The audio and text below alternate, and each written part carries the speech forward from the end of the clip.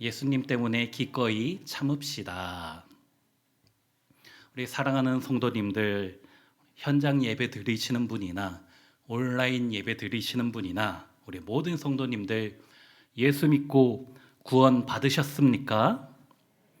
그러면 주님의 사랑받는 자녀, 하나님 나라 백성이 이미 된 줄로 믿습니다. 영광스러운 신분이 된 것이에요. 그런데 문제는 우리가 아직 이 땅에서 살아가고 있다는 것이지요.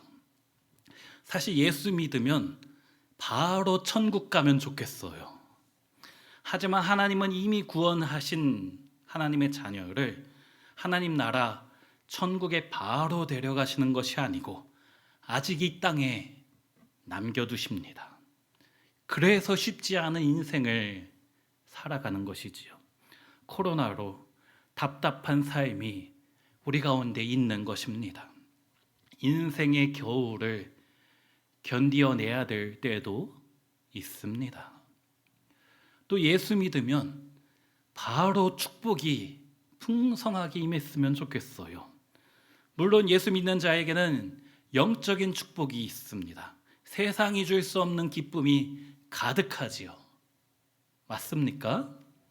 하지만 하나님의 자녀라는 신분의 변화는 이미 얻었지만 당장 우리의 삶이 바뀌는 것은 없다라는 거예요. 구원받은 사람에게 우리 주님께서 아파트 한 채씩 탁탁 주시면 참 좋을 것 같은데 그렇게 안 하신다라는 거지요. 물론 마지막 날에는 예수 믿은 자나 또 예수 안 믿는 사람 가운데 비교할 수 없는 간격이 있지만 지금 당장은 똑같이 살아가는 거예요. 아니, 예수 믿는 사람이 힘들게 사는 경우가 더 많습니다. 그것이 이 땅에서 나그네로 살아가는 우리 크리스찬의 딜레마인 것이지요. 오늘 본문은 이렇게 시작됩니다. 사환들아, 범사에 두려워함으로 주인들에게 순종하되. 이 베드로전서는 사도 베드로가 초대교회 성도들에게 쓴 서신이잖아요.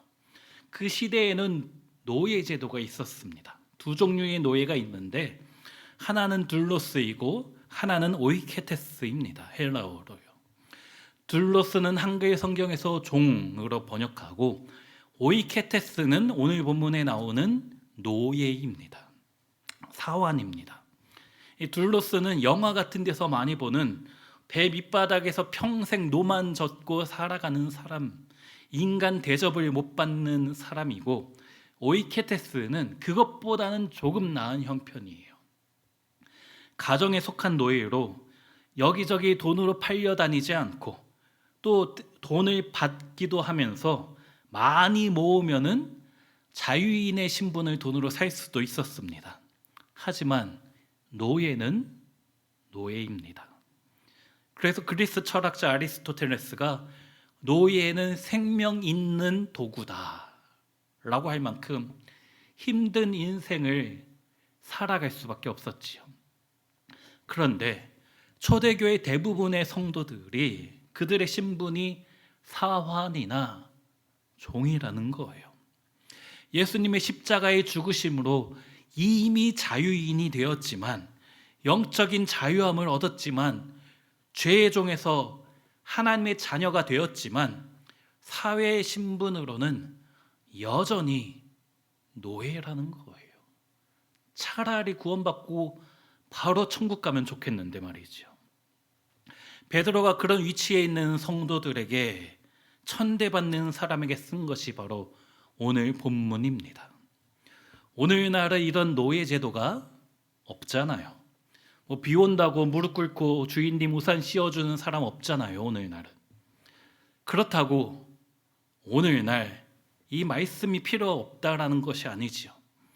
직장에서 우리 상급자와의 관계에서나 사장님과의 관계에서, 또 가정에서의 문제일 수도 있고, 또 친구나 이웃 주인과의 관계에서 어떻게 살아야 하는가를 말씀하는 것이 바로 오늘 본문입니다. 교회에서는 신앙생활 잘하는데 취업하여 직장 다니다가 신앙 잃어버리는 성도가 참 많아요. 믿는 사람이라는 울타리 안에서는 예배 열심히 드리고 교회 봉사도 뜨겁게 하고 누구보다도 신앙을 자랑할 수 있었던 사람이 이 교회라는 울타리를 넘어가면 세상에서 그리스도인답게 살아가는 것이 결코 쉽지만은 않다는 것이지요. 그런 상황에서 우리 성도가 어떻게 살아야 되는가? 오늘 본문을 통해서 살펴볼 수가 있습니다. 이런 상황은 우리 직장 생활일 수도 있고 우리 가정 생활일 수도 있고 우리 동네에서 우리 이웃 주민과의 관계에서 이야기할 수 있는 것이에요. 우리 모든 삶의 영역이 오늘 본문을 적용할 수 있는 우리의 선교지인 것입니다. 바로 그곳에서 예수 믿는 우리가 어떤 마음으로 사람들과 관계 맺고 살아가야 하는가, 그것을 살펴볼 수가 있습니다. 18절에 사원들아 범사에 두려워함으로 주인들에게 순종하되 선하고 관용하는 자들에게만 아니라 또한 까다로운 자들에게도 그리하라. 우리가 살다 보면 참 까다로운 사람을 많이 만나게 됩니다. 저 사람 참 까칠하네 하는 사람이 우리 주위에 많이 있어요. 근데 이 말씀에서 이 까다롭다라는 단어가 영어 성경 NASB 버전에서는 unreasonable이라고 번역했어요. 이유 없이 괴롭힌다는 거예요. ESB 버전에서는 unjust, 부당한, 불공정한 뜻입니다. 그러고 보면 우리 주위에 이유 없이 나 괴롭히는 사람이 있잖아요. 나한테만 못되게 구는 사람이 있잖아요. 가정에도 있고 직장에도 있잖아요. 상반기에 하트프레임 나눔방 모임을 하는데 어느 집사님이 직장을 옮긴 지 얼마 되지 않았대요. 그런데 그 직장 상사가 크리스찬이라고 해서 처음에는 좋아했대요. 나중에는 저 상사가 제발 어디 가서 좀 자기 크리스찬이라고 좀 안 했으면 좋겠다라는 거지요. 자신을 너무 힘들게 해서 다시 이직해야 되나 고민이 된다라는 거예요. 그런데 오늘 본문 18절에서 그런 사람에게 어떻게 해야 된다고요? 순종하라. 나에게 잘해주고 인격적으로 훌륭한 사람에게 순종하라는 것이 아닙니다. 못살게 굴고 사사건건 간섭하는 사람에게도, 이유 없이 괴롭히고 부당하게 하는 사람에게도 순종하라. 사실 나한테 잘해주는 사람에게는 나도 잘해줄 수 있습니다.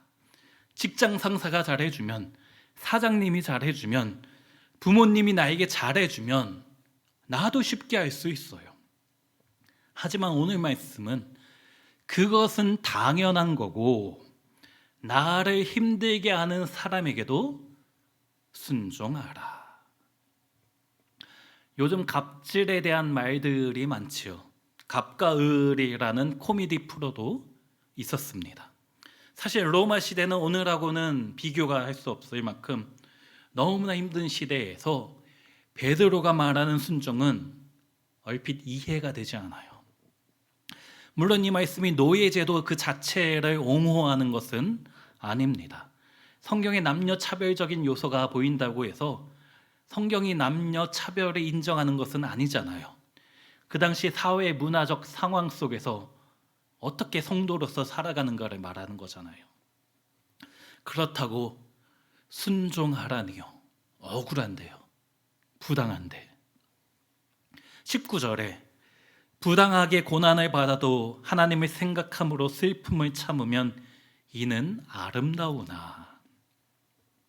제가 예전에 사역했던 교회에 여자 전도사님이 계셨는데 이분이 신방 다니면서 교통사고를 여러 차례 당했습니다.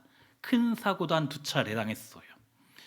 그래서 자기가 복음 전하러 다니다가 사고를 당한 거니까 하늘에서 상급이 참 많을 것이다 라고 말하는 거예요. 제가 한마디 했어요. 좀 운전할 때 좀 천천히 다니라고. 제가 그분 차를 딱 한 번 타봤는데 카레이서인 줄 알았어요. 한 번 타고 절대 안 탑니다. 무서워서. 복음 위한 고난, 의를 위한 고난, 그게 아니고 그냥 자기가 잘못해서 사고 당하는 거잖아요.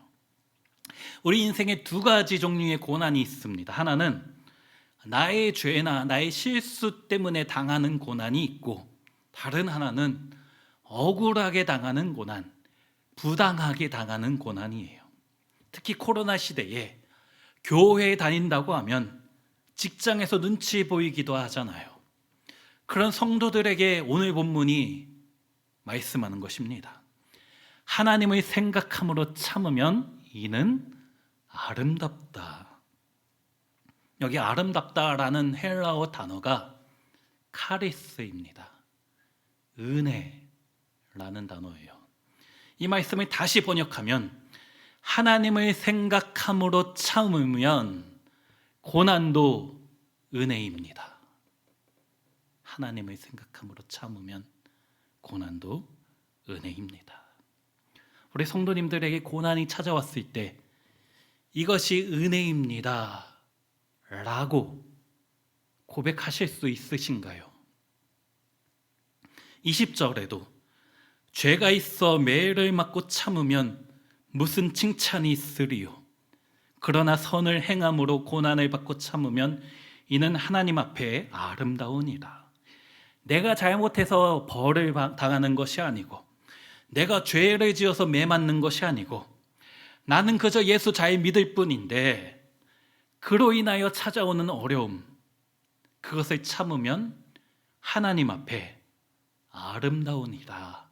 이 단어 역시 카리스, 은혜입니다. 우리 성도님들에게 힘든 일이 있으십니까? 은혜입니다. 물질의 어려움이 생기셨나요? 질병이 찾아오셨나요? 자식이 속을 썩이십니까? 은혜입니다. 계획했던 일들이 안 될 때, 이상하게 꼬일 때 주님 앞에 이렇게 말할 수 있어야 돼요. 주님, 이것이 나에게 은혜입니다 라고 말해야 되는 거예요. 하나님을 생각함으로 슬픔을 참을 수 있기 때문에, 또 선을 행하면서 참으면 이것이 아름답습니다 주님, 이것이 나에게 은혜입니다 주님 말할 수 있는 것이에요. 그런 성도들에게 주님께서 잘하였도다 착하고 충성된 종아 칭찬하실 것이기 때문입니다. 특별히 갑질 시대에 부당한 일들이 참 많잖아요. 제가 전에도 한번 설교 때 이야기했는데, 제가 군대를 3번 갔습니다. 눈이 나빠서 군대 갔다가 2번 쫓겨나고 3번째 이제 공익근무로 가게 되었어요. 결혼 선물로 우리 장모님이 눈 수술을 시켜줘서 잃었던 생명 찾았고 광명을 얻었네 했는데, 제가 눈이 나빠서 공익근무를 했는데 동사무소에서 했어요. 요즘은 모르겠는데 그 당시에는 동사무소에 공익이 3명이 있었습니다. 근데 보통 공익이 되는 게 저처럼 눈이 나쁘다든지 하면 신체적인 질병이 있다라든지 그런 이유로, 육체적인 이유로 공익이 되는 사람이 있고, 아니면 범죄했거나 고등학교 졸업 못하면은 공익이 됐어요. 제 한 달 고참이 청소년 때 사고 쳐서 공익이 된 사람이에요. 제 2달 후임도 마찬가지입니다. 동사무소에 3명의 공익이 있어야 되는데 둘은 혼자 밤새 술 마시고 이제 출근을 안 하는 거예요. 그럼 제가 이제 출근했다가 집에 찾아가서 막 깨워서 어떻게든 데리고 와야 되는 거예요. 제대시켜야 되니까 그 양반들 출근 도장이라도 찍게 하는 거죠. 그러다 보니까 3명이 해야 하는 일을 저 혼자 다 했어요. 그것도 제 한 달 고참과 2달 후임이라고 했잖아요. 28개월 복무 기간 거의 혼자 그냥 다 했습니다. 힘들죠. 억울하죠. 그래서 저도 사실은 뺀질되고 싶었어요. 얼마나 그랬겠어요. 나 혼자 다 하는데. 그럴 때마다 우리 동사무소 총무님과 사무장님이 하는 말, 너 저기 무슨 교회 목사님 아들이잖아. 정말 싫었어요, 그 말. 너 목사님 아들이잖아. 그래도 제가 좀 그래도 힘들어할 때 더 심한 말을 하는 거예요. 너 신학교 다니니까 나중에 목사님 될 거잖아. 그러면 제가 아무 말 못해요. 나도 인간인데, 나도 억울하고 부당한데 목사 되겠다고 신학교 가는 사람이 거기다 대고 뭐라고 말해요. 그 고등학교 졸업 못해서 저러고 있는 사람하고 나 자신을 비교할 수가 없잖아요. 우리 성도님들도 마찬가지입니다. 세상 사람과 기준이 달라야 되잖아요. 똑같으면 안 되잖아요. 너 교회 다닌다면서, 그러면 교회 다니는 사람과 안 다니는 사람의 차이를 네가 보여야 되지 않겠니? 근데 똑같네? 우리가 그런 소리 들을 수는 없잖아요. 크리스찬인데. 그럴 때 오늘 본문이 무엇이라고 말한다고요? 하나님을 생각함으로 슬픔을 참으면 이는 은혜입니다. 예수 믿는 사람은 간도 쓸개도 없이 살아야 될 때가 있습니다. 왜 그렇습니까? 예수님 때문에, 하나님을 생각함으로요. 저는 간은 있는데 쓸개가 없어요. 작년에 제가 담낭 제거 수술을 해서 없습니다. 제가 알기로는 우리 성도님들 중에 쓸개 빠지신 분들이, 저처럼 쓸개 빠진 분들이 많이 계셔요. 근데 우리는 그렇게 사는 거예요.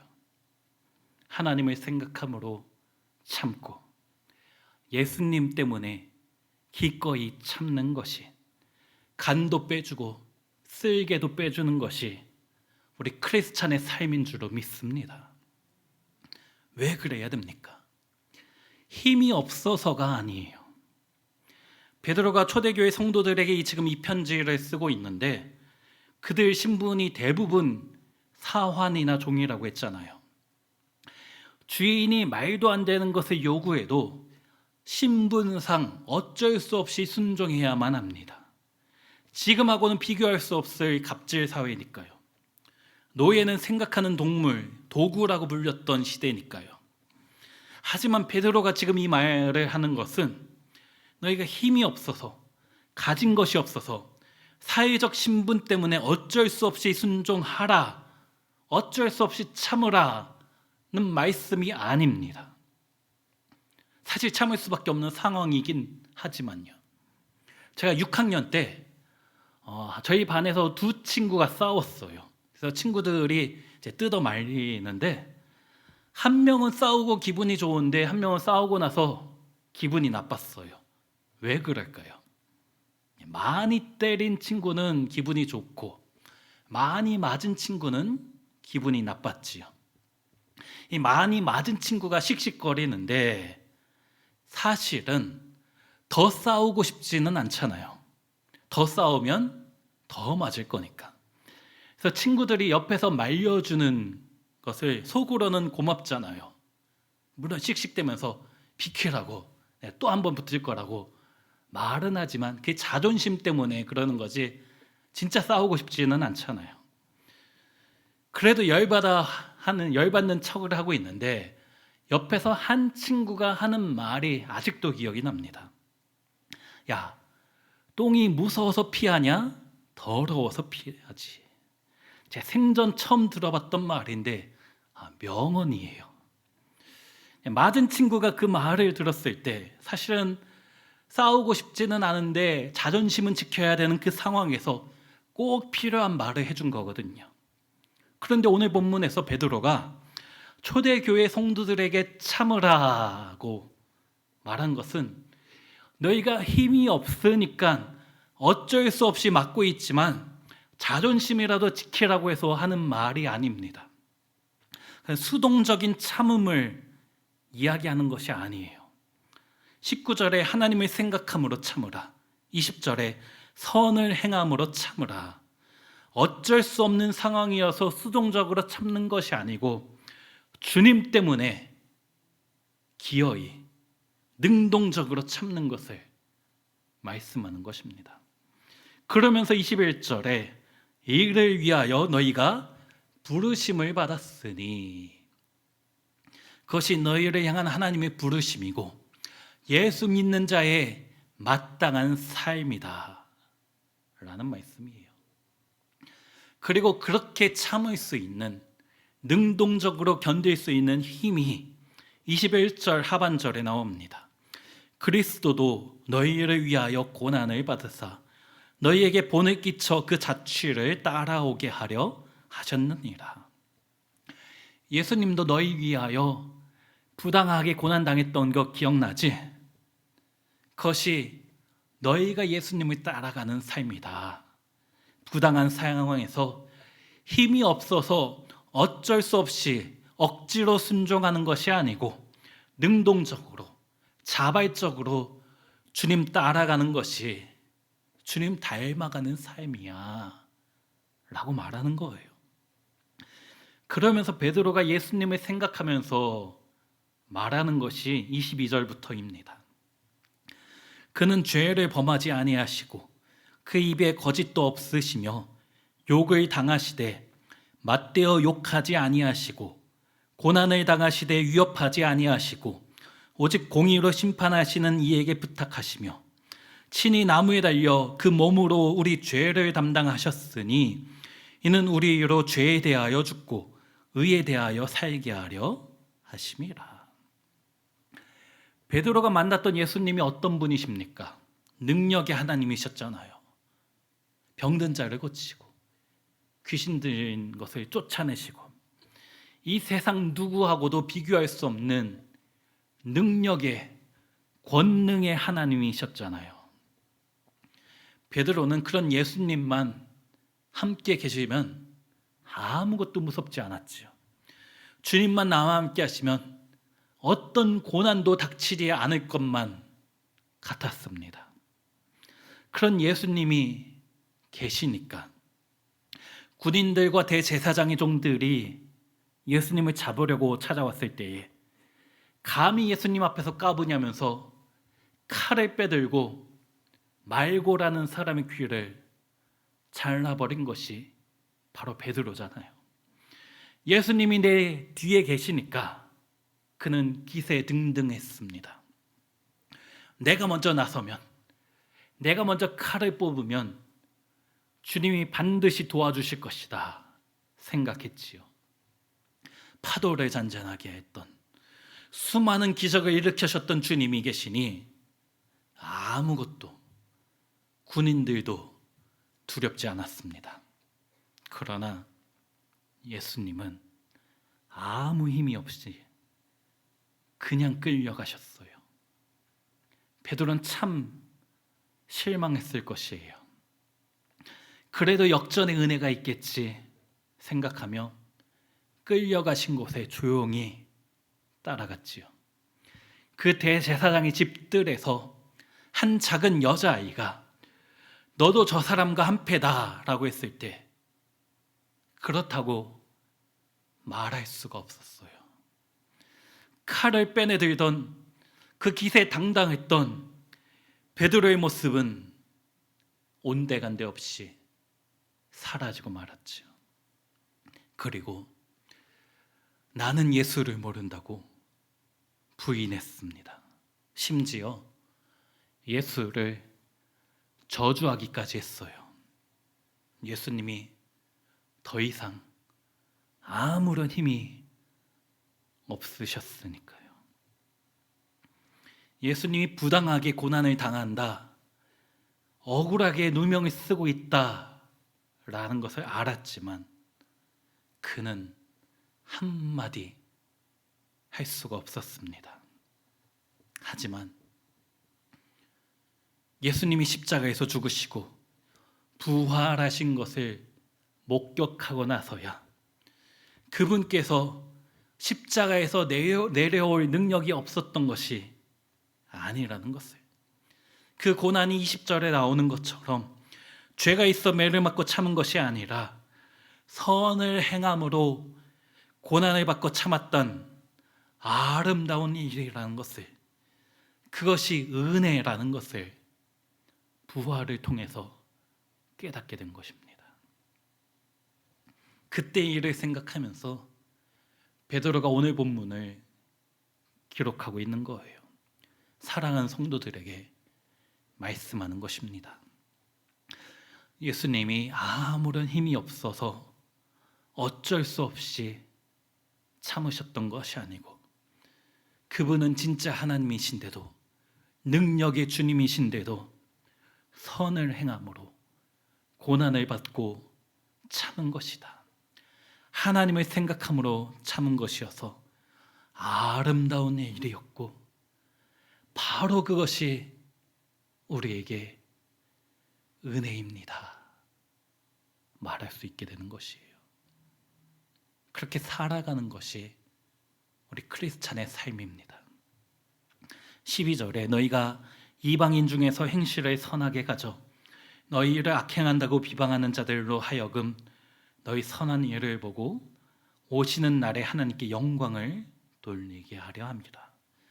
선한 일을 통해서 하나님께 영광을 돌려야 한다고 베드로가 초대교회 성도들에게, 또 오늘날 우리에게 말씀하고 있는 것입니다. 다윗도 비슷한 고백을 했어요. 시편 37편의 1절에 악을 행하는 자들 때문에 불평하지 말며 불의를 행하는 자들을 시기하지 말지어다. 이 말씀의 배경이 사울이 다윗을 죽이려고 할 때입니다. 사실 다윗은 잘못한 것이 하나도 없잖아요. 이스라엘의 원수인 골리앗을 죽였을 뿐인데, 많은 사람이 사울은 천천히고 다윗은 만만이다라면서 높여주니까, 사울이 자신의 위치에 위협이 되니까 다윗을 죽이려 한 거잖아요. 그때마다 하나님의 도우심으로 피할 수가 있었습니다. 부당했지만, 억울했지만 도망 다녔어요. 어느 날 다윗이 동굴에 숨어 있는데 사울이 큰일 치르려고 동굴에 혼자 들어왔지요. 그때 사울을 죽일 수 있는 기회가 된 것입니다. 하지만 그 힘을 사용하지 않았어요. 옆에서 부하가 지금이 좋은 기회니 저 왕을 죽여버리자 했지만 죽이지 않고 옷자락만 살짝 베었습니다. 그리고 그 옷자락을 벤 자체도 마음에 찔렸다라고 성경은 기록합니다. 나중에 그 사실을 안 사울이 무엇이라고 합니까? 사무엘상 24장에서 나는 너를 학대하되 너는 나를 선대하니 너는 나보다 의롭도다. 그러면서 사울이 사람이 그의 원수를 만나면 그를 평안히 가게 하겠느냐? 내가 오늘 내게 행한 일로 말미암아 여호와께서 내게 선으로 갚으시기를 원하노라. 나를 죽이려 한 사람을 용서하니까 주님이 갚아주신다라는 거예요. 그것도 그 말을 지금 누가 합니까? 사울이 한 거예요. 나를 힘들게 한 바로 그 사람이 네 앞에서 찾아와 그런 믿음의 고백을 하고 있는 것입니다. 우리 성도들도 마찬가지예요. 누군가 나에게를 힘들게 할 때 예수의 마음으로 참으면 언젠가 그 사람이 당신 안에 계신 예수 그리스도를 내가 이제야 알겠다, 그런 날이 오지 않겠습니까? 사울이 다윗을 수년간 10년 넘게 죽이려 한 것처럼 시어머니가 나를 수년째 핍박하고 있지만, 직장 상사가 매일같이 잔소리하고 있지만, 그럼에도 내가 다윗과 같이 복수할 기회가 있음에도 참는 것은 주님이 갚아주실 것을 믿기 때문입니다. 그런 배경에서 시편 37편을 다시 읽어보면 1절에 악을 행하는 자들 때문에 불평하지 말며 불의를 행하는 자들을 시기하지 말지어다. 다만 3절에 여호와를 의뢰하고 선을 행하라. 땅에 머무는 동안 그의 성실을 먹을거리로 삼을지어다. 우리 인생 가운데 나에게 악한 일을 행하는 사람이 있다.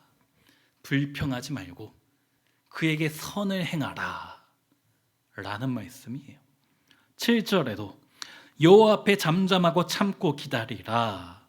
자기 길이 형통하며 악한 꾀를 이루는 자 때문에 불평하지 말지어다. 분을 그치고 노를 버리며 불평하지 말라. 주님 앞에서 불평하지 말고 참고 믿음을 가지고 기다리라 말씀이죠. 이 시편 37편의 결론이 무엇입니까? 그렇게 악인과 똑같이 행동하지 않고 똑같이 화내지 않고 주님 앞에서 참고 기다리면 4절에 여호와를 기뻐하라. 그가 내 마음의 소원을 내게 이루어 주시리라. 또 9절에 여호와를 소망하는 자들은 땅을 차지하리로다 말씀합니다. 주님의 은혜의 날이, 주님께서 신원하시는 날이 있음을 반드시 믿으라 라는 것이에요. 사실 고난 가운데 매 순간 넘어지고 무너질 것 같죠. 더 이상 버티기 힘들다고 생각될 때도 있습니다. 그때는 이 시편 37편의 23절 말씀을 기억하셨으면 좋겠어요. 여호와께서 사람의 걸음을 정하시고 그의 길을 기뻐하시나니 그는 넘어지는 것 같지만 아주 엎드러지지 아니하만 여호와께서 그의 손으로 붙드심이로다. 이제 다 끝이라고, 더 이상 물러설 곳이 없다고 생각되어질 때에 이것이 은혜다라고 하시면서, 그럼에도 불구하고 주님께서 허락하시는 은혜입니다 하시면서 붙들어 주시는 주님을 믿으시는 우리 성도님들 되시기를 주의 이름으로 축원합니다. 그리고 마침내 잘하였도다 착하고 충성된 종아, 칭찬해 주실 것을 기대하시는 우리 성도님들 되시길 소원합니다. 그것이 예수 믿는 자의 삶이에요. 부당하고 불공정한 세상 가운데서도 주님 때문에 기꺼이 참아내는 거예요. 악을 악으로 갚지 않고 악을 선으로 갚아주는 것이에요. 그럴 수 있는 것이 주님 앞에 아름다운 삶, 은혜인 줄로 믿습니다. 당신의 그 섬김이 천국에서 해같이 빛나리. 당신의 그 겸손이 천국에서 해같이 빛나리. 날마다 우리가 그런 찬양을 할 수 있었으면 좋겠어요.